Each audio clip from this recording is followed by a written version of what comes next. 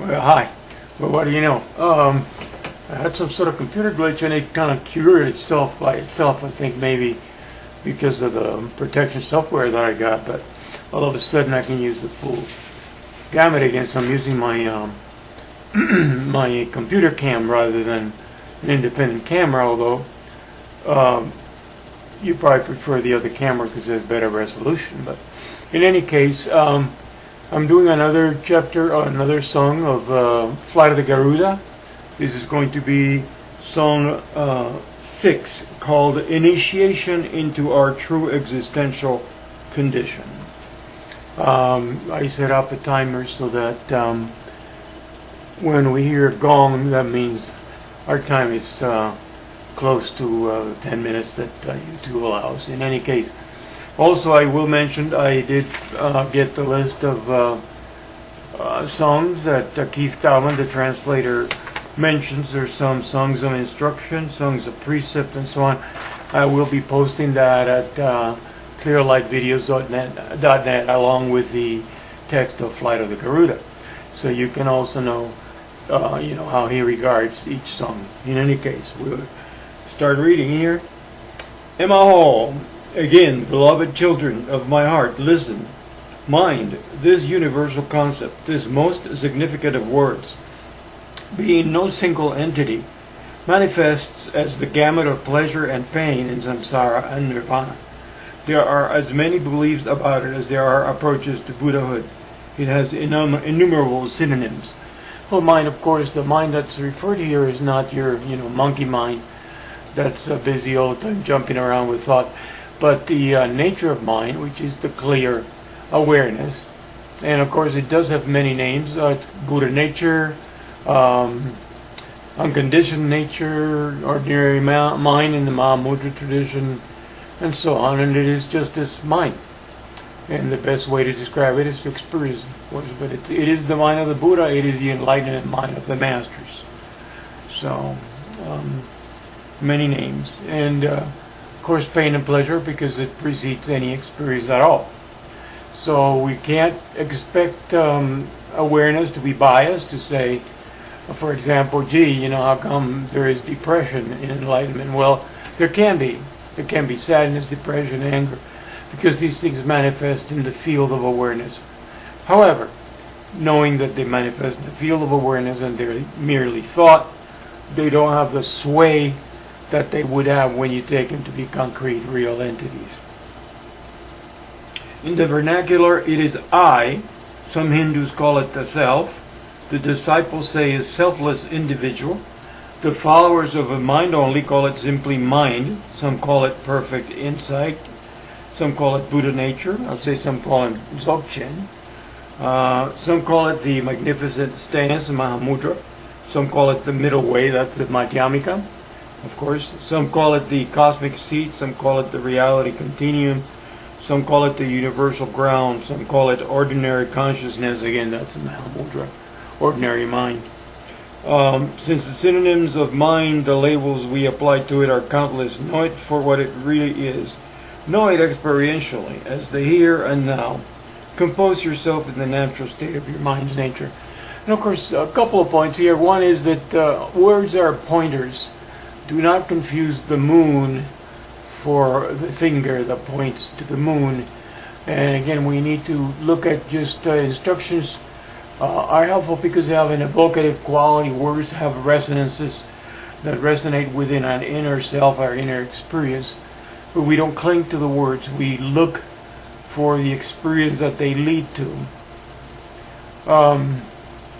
So that's why, all these synonyms are, it's worthwhile to see all these synonyms because we might connect this to things here and there that we've read or heard. But look for the experience. Don't get caught by the words. When at rest, the mind is ordinary perception, naked and unadorned. When you gaze directly at it, there is nothing to see but light. As knowledge, it is brilliance and the relaxed vigilance of the awakened state. As nothing specific whatsoever, it is a secret fullness. It is the ultimacy of non-dual radiance. Here is the paradox of mind being empty, being nothing, as nothing. So like usually our our vision is turned outward, it goes that way, and all of a sudden we turn it inward and look at mind and don't see anything concrete, don't see in a sense of seeing anything, but we can experience the being of this mind. We can realize that we are, and that manifests when we stop seeking, we stop jumping around, and you can see there's, I would say, almost a separation, almost a gap between the nature of mind and the phenomena, the radiance, which is the thoughts and the feelings. And when we abide in this nature, then we see that all these thoughts, all these phenomena occur in this vast space, and they're not concrete, they're not permanent, and we don't take them as seriously. We are not swayed, we're not, and that's the end of suffering. There may be pain, there may be other experiences, frustration, and so on, but the suffering, the quality of suffering disappears, and that's the end of suffering. It is not eternal, for nothing whatsoever about it has been proved to exist. It is not a void, for there is brilliance in wakefulness. It is not unity, for multiplicity is self-evident in perception. Here I think of in perception only. Inclined to think in answer to this, yes. This is a note by Copper Rooster. Then beyond this follows a thought of total interdependence. I'm getting confused with this. I'm going to skip this one because I'm confused. Go to the next paragraph. In the immediate here and now, we see the face of the original Lord abiding in the heart center. Identify yourself with Him, my spiritual sons. Whoever denies Him, wanting more from somewhere else, is like the man who has found his elephant but continues to follow its tracks. He may calm the 3 dimensions of the microcosmic world systems for an eternity, but he will not find so much as the name of the Buddha, other than the one in his heart. And this is the whole notion of, it's so simple. Padmasambhava wrote a thing that says, it's too close. It's too close to see. It's too valuable to believe. It's too easy to think that it can be achieved, and so on. So there's a tendency, the mind continues to, the wheels will spin, and there's a tendency to say, no, that can't be it. It's too simple. And pop out and keep looking around for all kinds of stuff everywhere. Big mistake. So we do need the guidance of a master also that helps us recognize and then confirms that is the state we work with. So, otherwise too we can go the other way and confuse states of stillness, of utter tranquility with the mind. And yet mind is stillness, or there's mind in appears, there's mind in motion, because the motion is again another level or dimension that is unstuck from mind. Everything appears in mind. So it is unborn, it is undying. So in that sense, I would say it is eternal, but it's not eternal in the sense of being like a thing that will exist forever. Anyway, such is my introduction, initiating recognition of our true existential condition, which is the principal realization of cutting through to great perfection.